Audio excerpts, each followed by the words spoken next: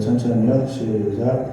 그때에 세례 요한이 이르러 유대 광야에서 전파하여 말하되 회개하라 천국이 가까이 왔느니라 하였으니 그는 선지자 이사야를 통하여 말씀하신 자라. 일렀으되 광야에 외치는 자의 소리가 있어 이르되 너희는 주의 길을 준비하라 그가 오실 길을 곧게 하라 하였느니라.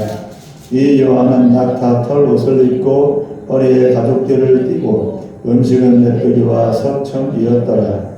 이때 예루살렘과 온 유대와 요단강 사방에서 다 그에게 나와 자기들의 죄를 자복하고 요단강에서 그에게 세례를 받더니 요한이 많은 바리새인들과 사두개인들이 세례 베푸는 데로 오는 것을 보고 이르되 독사의 자식들아 누가 너희를 가르쳐 임박한 진노를 피하라 하더냐. 그러므로 회개에 합당한 열매를 맺고 속으로 아브라함이 우리 조상이라고 생각하지 말라. 내가 너희에게 이르노니 하나님이 능히 이 돌들로도 아브라함의 자손이 되게 하시리라. 이미 도끼가 나무 뿌리에 놓였으니 좋은 열매를 맺지 아니하는 나무마다 찍혀 불에 던져지리라. 나는 너희로 회개하기 위하여 물로 세례를 베풀거니와 내 뒤에 오시는 이는 나보다 능력이 많으시니 나는 그의 신을 들기도 감당하지 못하겠노라. 그는 성령과 불로 너희에게 세례를 베푸실 것이요 손에 길을 들고 자기 가장바람을 정하게 하사 알곡은과 복간에 드리고 죽전에는 꺼지지 않는 불에 태우시리라.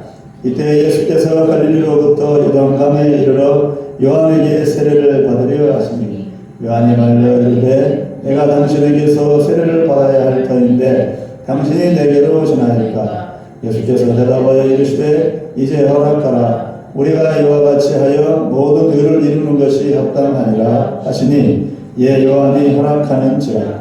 예수께서 세례를 받으시고 곧 물에서 올라오실새 하늘이 열리고 하나님의 성령이 비둘기같이 내려 자기 위에 임하심을 보시더니 하늘로부터 소리가 있어 말씀하시되 이는 내 사랑하는 아들이요 내 기뻐하는 자라 하시니라. 아멘. 잠깐 기도하겠습니다. 자유로우신 주님, 사람의 역사는 여전히 흘러가지만 그 끝이 언제 올지는 주님만이 아십니다. 그러므로 우리가 인생을 즐기고 자기 만족을 누리는 데만 정신을 팔지 말게 하시고 그날을 준비하게 하옵소서. 그리고 온 세상에 우리 주님이 이 땅에 심판하러 오신다고 외치고 준비하는 우리가 되게 하옵소서. 살아계신 예수님의 이름으로 기도합니다. 오늘 말씀의 제목은 마태복음 3장인데 메시아를 준비하는 사람들이라는 제목으로 잠시 말씀을 나누려고 합니다. 사람은 태어나면 부모 친척들의 축하를 받고 귀여움 속에서 보호받으며 자랍니다. 학교에 다니며 지식을 배우고 또 머리를 회전시키고 친구들과 교제하면서 사회생활을 배웁니다. 혼자 사는 게 아니고 남과 함께 사는 법을 배우는 거죠. 학교를 졸업하면 이제 취업을 해서 돈벌이, 밥벌이를 해서 시작합니다.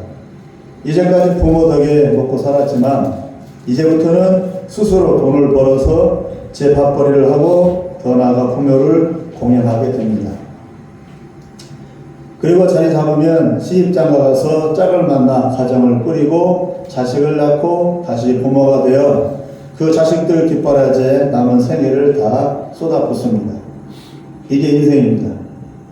어찌 보면 인생이란 게 복잡할 것 같은데 따지고 보면 단순합니다. 태어나 먹고 자라고 다시 먹이고 키우는 게 인생의 전부입니다. 그리고 육신이 늙고 힘이 빠지고 그리고 나서는 죽음의 문턱에 다다릅니다. 어찌 보면 인생이란 게 희희낙낙거리지만 허무하고 속절없습니다. 길면 80여 년을 허우적거리며 바둥거리며 살다가 죽음의 문턱 앞에 힘없는 처량한 모습으로 서야 하니 말입니다. 그러나 성경에 나오는 하나님의 말씀에는 인생을 그렇게 살라고 지으신 게 아니랍니다. 영원토록 생명나무를 먹으며 우리를 지으신 하나님과 함께 기쁨으로 살면서 세상 만물을 다스리라고 우리가 그렇게 지음받았답니다. 그러니 성경에서 말하는 것과 지금 우리의 삶의 모습은 하늘과 땅만큼 큰 차이가 있습니다. 특히 죽지 않고 영원히 살도록 지음받았는데 모든 사람은 죽음 앞에 다 서야 합니다. 이 죽음은 그러면 어디에서 온 것입니까? 하나님은 산자의 하나님이시지 죽은 자의 하나님이 아니라고 말씀하셨습니다.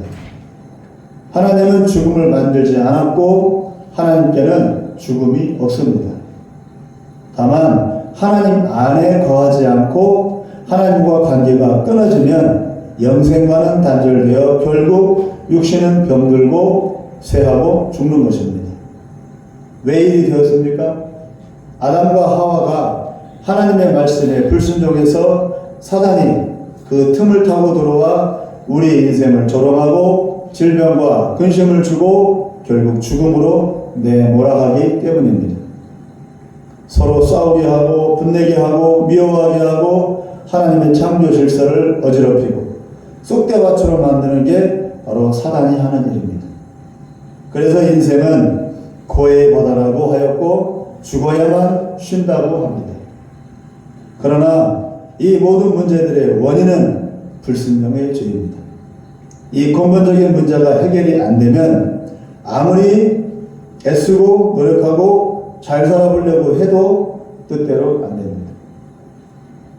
유일한 해결은 죄 문제, 불순종의 문제를 해결받는 것인데 이것은 바로 하나님의 아들 메시아만이 해결할 수가 있습니다.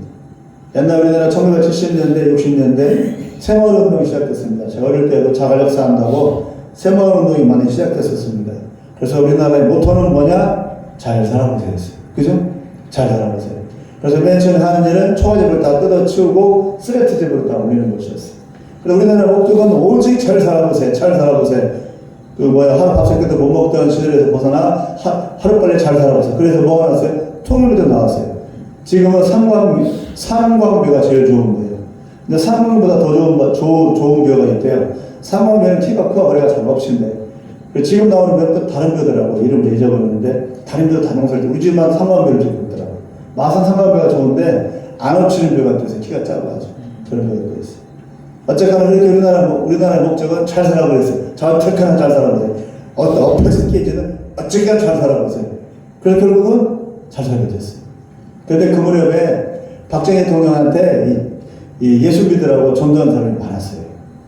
우리나라의 제일 큰 한동기 목사님도 그렇고, 국도목사 김장호 목사님도 그렇고, 여의도교회 정기 목사님도 그렇고, 박정희 대통령한테 예수 믿으라고, 잘 살아보자고 외치고 있는 대통령한테 찾아가서 예수 믿으라고. 그리고 저기 가나안 동문학교 김용기 장로님 있어요. 그 가나안 동문학교를 박정희 대통령이 찾아갔는데 그 김용기 장로님도 그때 그런 말 했어요. 전도하고 박정희 대통령한테 전도하라고, 예수 믿으라고.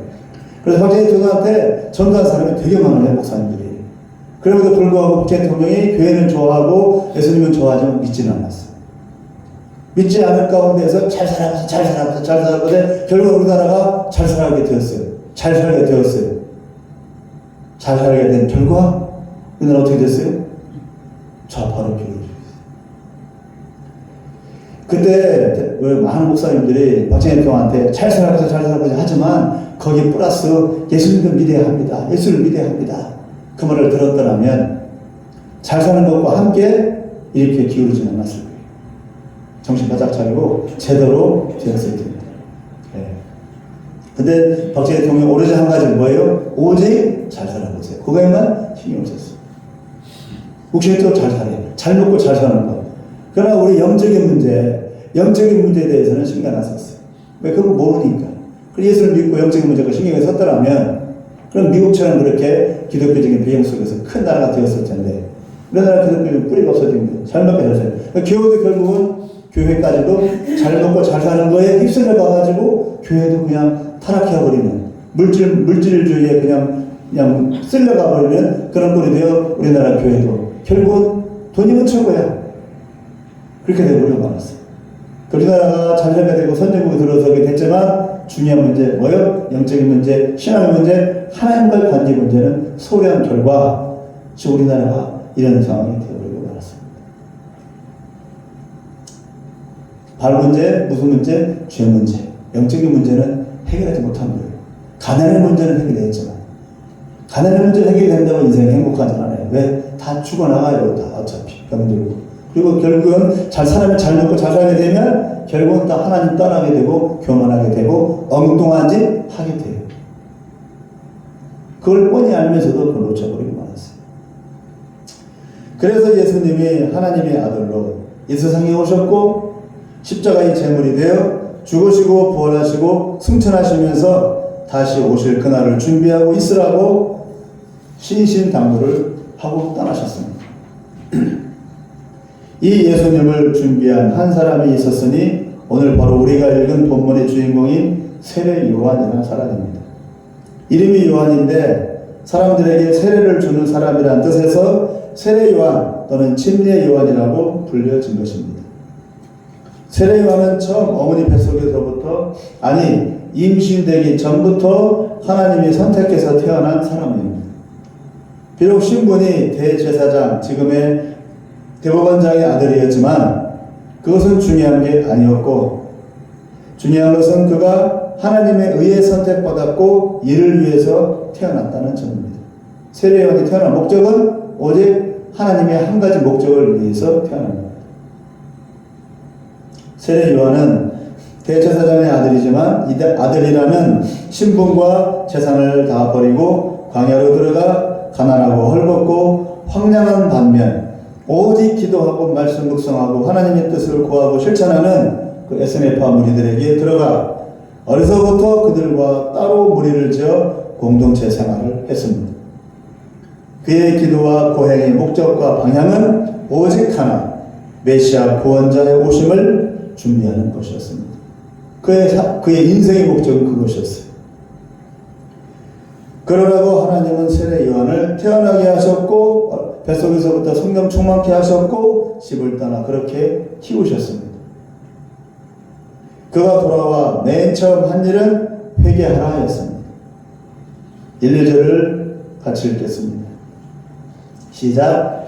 그때 세례 요한이 이르러 유대 광야에서 전파하여 말하되 회개하라 천국이 가까이 왔느니라 하였습니다.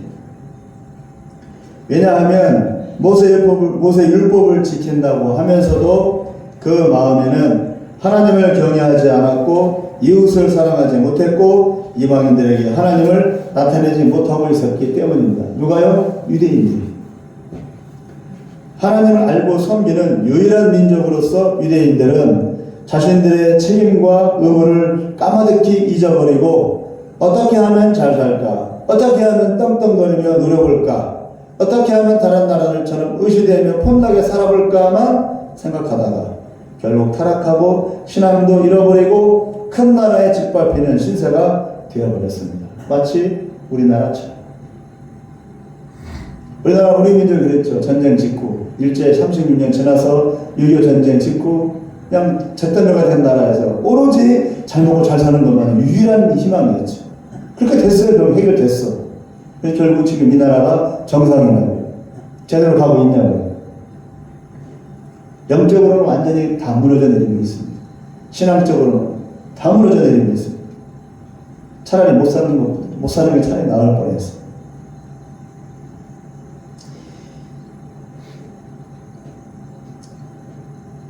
이런 비참한 때에 세례 요한은 유대인들에게 회개하라고 외쳤습니다. 왜요? 천국이 가까이 왔으니 준비하기 위해서 제일 먼저 죄를 회개하고 하나님께 아뢰고 용서를 빌어야 하는 것이었습니다. 지금 이 나라의 민족이 다시 살 수 있는 길은 뭡니까? 더 잘 먹고 잘 살고 더 과학기술을 발달하는 겁니까? 미안한 얘기지만 다 내려놓고 하나님 앞에 가슴을 짚고 무릎 꿇고 통에 잡아오는 겁니다. 그러지 않으면 이 대한민국 희망 없습니다. 하나님께 쓰시지 않습니다. 웃을 일이 아닙니다. 5절 6절을 다 같이 읽겠습니다. 시작. 이때 예루살렘과 온 유대와 요단강 사방에서 다 그에게 나와 자기들의 죄를 자복하고 요단강에서 그에게 세례를 받더니 뭘 잡으겠다고요? 죄를 잡아. 죄 문제입니다. 제일 중요한 문제, 죄 문제. 하나님 앞에 하나님 내가 죄인입니다 라고 고백하는 것이 제일 중요합니다. 그렇게 고백하셨습니까? 고백했죠? 인정하고 있죠? 하나님 앞에 내가 죄인이라는 사실. 난 믿음이 좋으니까, 난 열심히 봉사하니까, 헌신했으니까가 아니고 그거 상관없이 난 하나님 앞에 죄인입니다. 난데없이 나타나 회개하라 호통을 치며 난리를 치는 한 젊은 선지자의 이 모습을 보고 마음이 가난한 무리들은 찾아와서 세례를 받고 회개했지만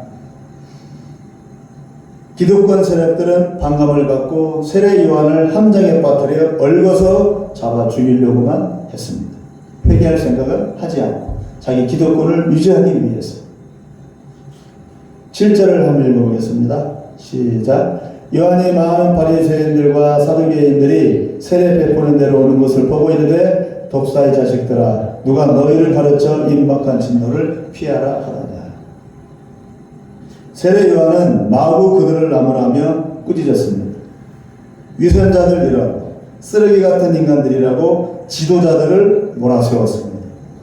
이는 결국 자기 죽음을 자초하는 짓이었지만 성령이 충만한 그는 멈출 수가 없었고 이것이 자신의 책임이고 본분임을 확신했기 때문에 모든 것을 각오한 상태로 회개하라고 독사의 자식들이라고 이 주도자들에게 말하고 있는 것입니다.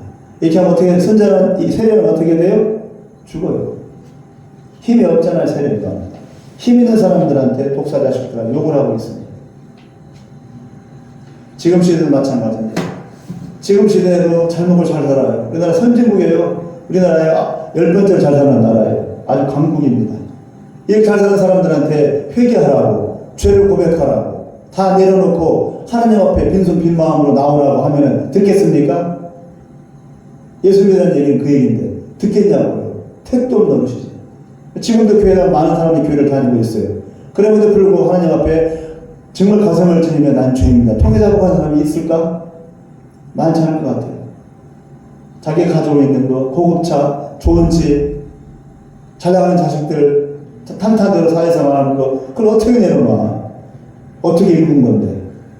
근데 하나님 앞에서는 내려놓아야 될 수도 있어요. 그럴 각오가 되어 있는 기독교인들이 몇 명이 될까?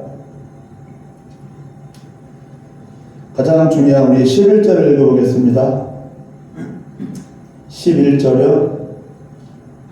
시작. 나는 너희로 회개하기 위하여 물로 세례를 베풀거니와 내 뒤에 오시는 이는 나보다 능력이 많으시니 나는 그의 실을 들기도 감당하지 못하겠노라. 그는 성령과 불로 너희에게 세례를 베푸실 것이요. 세례 요한의 사명은 자기 자신이 열심히 사역해서 사람들을 변화시키고 큰 교회 공동체를 만들어 놓고 예수님을 기다리는 게 아니었습니다. 거침없이 유대 땅을 향해 외치는 것이었습니다. 그냥 외치는 것이었습니다. 회개하라. 곧 메시아가 오신다. 준비해라. 라고. 사람들이 듣든지 안 듣든지는 상관없습니다. 무리들이 모이든지 안 모여지든지는 중요치 않습니다. 중요한 것은 한 어떤 이가 죽을 때까지 외치더라. 메시아가 온다고 준비하라고 외치더라입니다. 그런 사람이 있었더라. 그걸 보여주는 것 뿐입니다. 세례요한에게 남는 건 아무것도 없습니다. 그는 외치는 자의 소리일 뿐입니다. 전하고 외치고 알려주는 게 그의 사명입니다. 거두고 모으는 것은 그 뒤에 오실 메시아가 하실 일입니다. 그럼 왜 준비해야 합니까? 12절입니다. 시작. 손에 키를 들고 자기의 타작마당을 정하게 하사 알곡은 모아 복관에 드리고 쭉정이는 꺼지지 않는 불에 태우시리라. 심판을 말하고 있는 겁니다. 왜 준비해야 합니까? 불에 태우시기 때문입니다. 이 세상을 예수님이 다시 오셔서 다 태워버릴 것이기 때문입니다.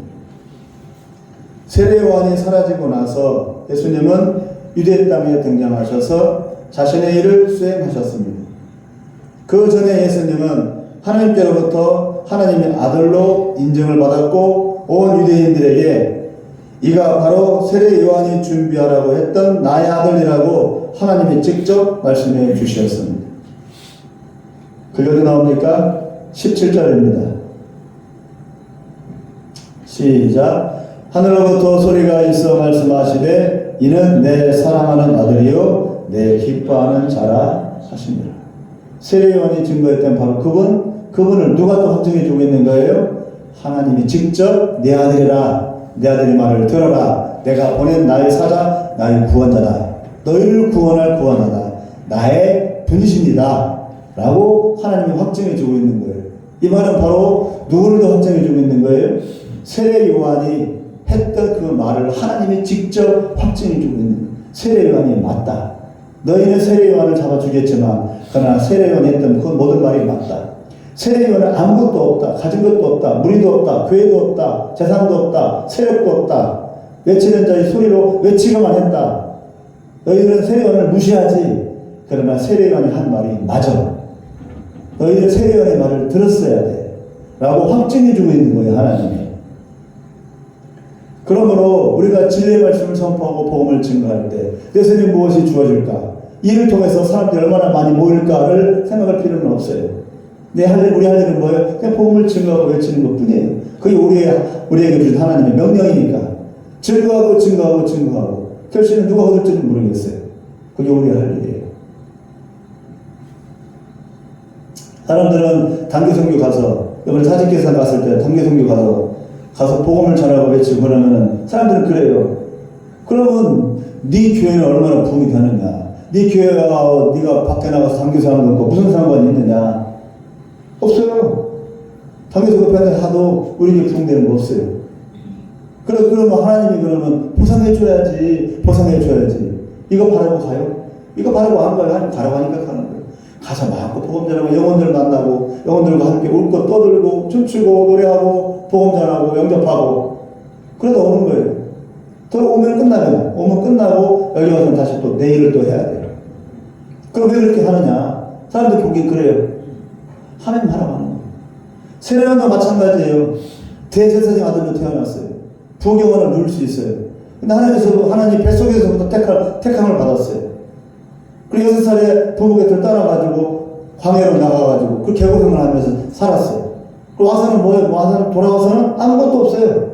돌아와서 뭐 했어요? 외치는 자 소리, 회개하라 이렇게 외치다가 목자가 죽었어요. 33살에. 그럼 이 사람 남은 게 뭐예요? 하나님을 택해가지고 하나님의 복을 받아가지고 성령 충만해가지고 하나님의 뜻을 이뤘는데 뭐가 있어야 될 거 아니냐고. 뭐 10,000명, 20,000명 교회를 이루던가. 없어요. 세례요한은 당당 목자를 죽은 것밖에 없어요. 그럼 세례요한은 잘못 살았어요? 하나님 인정해 주잖아요. 세례요한이 준비한 그 예수님을 인정해 주고 있잖아요. 세례요한이 한 말이 맞다고. 너희는 세례요한을 아무것도 없다고 무시하고 그렇게 멸시하고 조롱했지만 그러나 하나님이 나는 세례요한을 인정합니다. 아무것도 아닌 것 같지만 단기 선거가 그래 하나님께서 기뻐하시는 거예요. 하나님 기뻐 받으십니다. 우리는 하나님이 기뻐하시는 일을 하면 되지 예수님 뭔가 주어지는 일을 그것만 궁리할 필요는 없어요. 나중에 하나님께서 보상해 주시고 그것이 주의 일이고 그것이 하나님께 쓰임받은 사람들이 가야 할 길이에요. 중천 목사님은 지금 우리가 순교자라고 대한민국의 한국 기독교의 밑거름이고 초석이라고 중천 목사님을 떠받들고 떠들어대죠. 그러나 중천 목사님 어떻게 사는 줄 아세요? 7년 동안 하나도 안 빠지고 고문받고 그렇게 살다가 결국 개죽음 당했어요. 쉽게 말하면 개죽음입니다. 그러면 그 가족들은 하나님 가족들 책임져 주셔야지 책임 안 주셨어요. 가족들 남아있는 그 늙은 어머니 그리고 부인 그리고 아들 다 개고생했어요. 목사님은 순교자인데 주님을 위해서 순교했는데 그것까지도 각오해야 한다는 거예요. 보상 말하지 말고. 그러나 결국은 다 잘 됐어요. 나중에 고생을 했지만 외치는 자의 소리로 산다는 것은 바로 이걸 말해주고 있는 겁니다. 예수 믿는다는 것은 이 길을 가는 겁니다. 보상받는 길이 아니라. 그러나 지금 한국교회 교인들은 안 그래요. 보상받는 신앙생활을 하고 있어요. 보상이 없으면 예수 믿는 거 포기할 사람들이에요. 그건 예수 믿는 게 아닙니다. 그러나 우리나라 밖에 저 멸망에 그리고 선교지의 어려운 가운데 이슬람권의 저 인도의 아프리카의 많은 사람들 예수 믿는 사람들은 목숨을 걸고 예수 믿고 있어요. 생명을 걸고 신앙 포기 안 하고. 그리고 북한의 성도들, 중국의 지하교의 성도들. 우리가 부끄러운 줄 알고 신앙을 각성해야 합니다. 지금의 신앙생활을 다 떨쳐버려야 됩니다. 세례요한의 사명은 자기 자신이 열심히 사역해서 사람들을 변화시키고 큰 공동체를 이루는 것이 아니었어요. 다 내어주는 것이었습니다. 외치는 자의 소리로 외치는 것 뿐이었습니다. 예수님은 선지자가 아니고 하나님의 아들이고 우리의 구원자이시며 세상의 심판자이십니다. 하나님 자신으로 이 땅에 오시어 자신이 창조한 이 세상을 성전에서 잡상인들의 상을 뒤엎듯이 다 뒤엎어 버리고 새하늘과 새 땅을 이루실 것입니다. 누가요? 예수님이. 16절을 읽겠습니다. 시작. 예수께서 세례를 받으시고 곤불에서 올라오실새 하늘이 열리고 하나님의 성령이 비둘기같이 내려 자기 위에 임하심을 보시더니. 예수님이 하나님의 아들 곧 삼위일체의 제2위격이심을 성령 주심으로 증명하셨습니다. 이렇게 예수님은 부활하신 후 승천하시면서 제자들에게 곧 성령을 부어주신다고 약속하시고 가셨습니다. 자기가 성령을 받으셨던 것처럼 사역하기 전에 너희도 사역하기 전에 먼저 성령을 받을 것이라고 미리 말씀해 주신 것입니다. 마치 자신이 성령을 받았듯이 사명을 앞둔 제자들에게도 성령을 부어주신다는 뜻입니다. 지금 예수님이 성령을 받고 있다는 것은. 그러므로 예수님의 육신은 이 땅에 없고 저 하나님 우편에 계시지만 제3위격이신 하나님의 영, 예수의 영이신 성령 하나님이 이 세상에 거하시며 믿는 이들에게 임하시고 다시 오실 예수님을 준비하라고 사람들을 세우고 계십니다. 그중 하나가 바로 사도 바울이었습니다. 예수 믿는 이들을 핍박하고 극렬하게 반대하던 이가 어느 날 갑자기 예수님을 만나고 닫힌 영의 문이 열리고 지금 자신이 하나님을 반대하고 방해하고 있다는 것을 깨닫고 회개하고 금식하고 성령을 받아 유대인을 지나 이방인들에게 복음을 전하라는 사명을 받고 나서 땅끝까지 복음을 전하여 다시 오실 예수님을 맞이할 준비를 하기 위해 자신의 청춘과 생명과 재산과 신분을 다 버렸습니다. 누구처럼요? 세례요한처럼. 세례요한은 처음으로 오실 메시아를 준비하라고 그렇게 희생을 했습니다. 그러나 사도 바울은 이제 두 번째 다시 오실 예수님을 준비하라고 이제는 유대인이 아닌 이방인들에게 복음을 전하라고 세례요한과 같이 그렇게 쓰임을 받은 것입니다. 둘 다 세례요한도 사도 바울도 뭐란 사람입니까? 준비한 사람들입니다. 또 어떤 사람들입니까? 자기 것을 취하지 않은 사람들입니다. 세례요한도 사도 바울도 제자가 있었어요. 그러나 자기 제자들이라고 무리를 싣지는 않았어요. 다 내주었어요. 보냈어요. 세례요한이 오실 구원자 어린 양 예수님을 준비했다면 사도 바울은 이제 전능하신 창조주의 권세를 가지고 자신이 지으신 세상을 심판하기 위해서 오시는 재림의 예수님을 준비하는 것이 그의 사명이었습니다. 그러니까 지금 이단들은 완전히 가짜는 얘기지. 이 말씀을 비춰본다면 너무나 뻔한 가짜인데 그들을 믿어. 지금 시대의 모든 이방교회는 사도 바울의 신앙과 영성을 계승한 것입니다. 그러므로 사도 바울이 가진 사명, 다시 오실 예수님을 준비하는 그 사명이 이 시대의 모든 교회와 모든 성도들에게 주어진 겁니다. 조용히 종교생활하고 고상하게 경건생활하라고 구원받는 게 아니고 교회 와서 내 문제 해결받는 것으로 끝나는 게 아니고 땅까지 복음 전하고 죽어가는 영혼들 살려내라고 구원하신 것임을 명심해야 합니다. 믿는 자들. 정리하자면 세례요한은 유대인들에게 회개하라고 외쳤고 우리의 죄를 씻겨주실 구원자 예수님을 준비했습니다. 사도 바울은 온 세상 이방인들에게 회개하라고, 그리고 이 세상을 불로 심판하실 메시아를 준비하라고 평생을 바쳐 외치고 다녔습니다. 어찌 보면 우리는 여전히 세례요한 이전의 모습 속에서 자신의 믿음도 제대로 지켜내지 못하고 세상의 부유함과 풍요로움에 빠져서 어디로 가야 할지, 무엇을 구해야 할지, 어찌 살아야 할지도 다 잊어버린 채 세상 사람들이 가는 그 길을 넉넉히 따라가고 있는 건 아닌지 모르겠습니다. 또는 막연한 종교성에 빠져 자기 자신의 고상한 경건과 거룩함, 구별된 삶에 치중하는 어리석음을 범하고 있는 것은 아닌지도 모르겠습니다. 결국은 하나님을 믿는 것이 아니라 내 신앙, 내 종교, 내 경건, 내 고상함을 쌓아가고 있는 것이죠. 그렇다면 불교신자와 뭐가 다르냐? 그러나 지금은 마지막 때이고 재림의 예수님을 준비해야 할 때입니다. 승천하시면서 성령을 줄 테니 땅끝까지 복음을 전하라는 유언을 남기셨습니다. 이것이 예수님의 마지막 당부의 말씀입니다. 땅끝까지 복음을 전파하랍니다. 교회 세우고 터잡고 눌러 살라고 하지 않고 계속 땅끝을 향해 복음 들고 나아가라는 겁니다. 계속. 내 것 취하지 말고. 내 것 취하면 어떻게 돼요? 못 나가요. 가족이 많아서 못 나가. 취하지 말고 나가라고. 세례요한도 사도 바울도 내 것 안 취하고 나갈 수가 있었어요.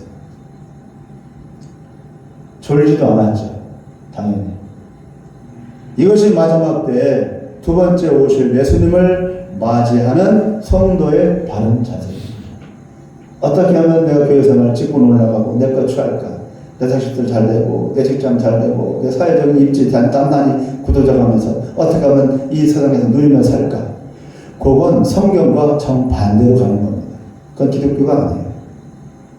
믿음이 깊어지면 깊어질수록 자꾸 버리고 자꾸 내려놓아야 합니다. 그게 우리 성경에서 말하고 있는 바른 신앙의 길입니다. 근데 지금의 모습은 그러지 않은 것 같아요. 결론을 맺겠습니다.